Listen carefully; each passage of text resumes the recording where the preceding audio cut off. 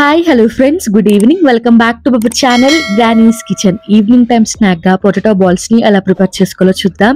ఎప్పుడు మీ పిల్లలకి బయట ఫుడ్ ఏం పెడతారు చెప్పండి. ఇలా 3 బంగాళదుంపలతో పొటాటో బాల్స్ ని చేసుకోండి. ఫ్యామిలీ అందరూ బాగా ఎంజాయ్ చేస్తారు. డెఫినెట్ గా ట్రై చేయండి. వీడియోలోకి వెళ్లే ముందు బంగాళదుంపల్లో హెల్త్ బెనిఫిట్స్ ఏంటో చూసేయండి.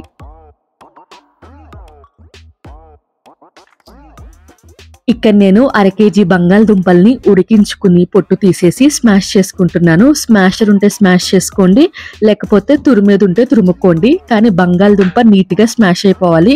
ఎక్కడ దుంప తగలకూడదు అనమాట.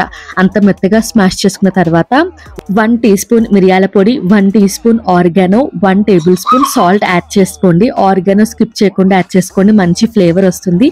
1/2 teaspoon red chilli flakes, అలాగే 10 టేబుల్ స్పూన్స్ కార్న్ ఫ్లోర్ యాడ్ చేసుకోండి.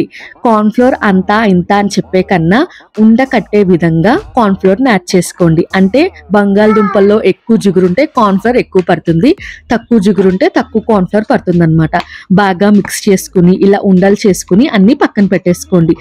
ఉండలు చుట్టుకునే ముందు చేతికి కొంచెం ఆయిల్ అప్లై చేసుకుని ఉండలు చుట్టుకుంటే పిండి చేతికి అంటుకోకుండా ఉంటుంది.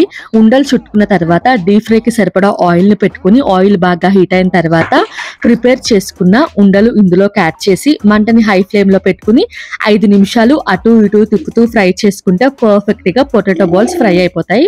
ఫ్రై చేసుకున్నవన్నీ ఒక ప్లేట్ లోకి యాడ్ చేసేసుకోండి. టిష్యూ పేపర్ కూడా అక్కర్లేదు, ఎందుకంటే ఇవి అస్సలు ఆయిల్ పీల్చవన్నమాట.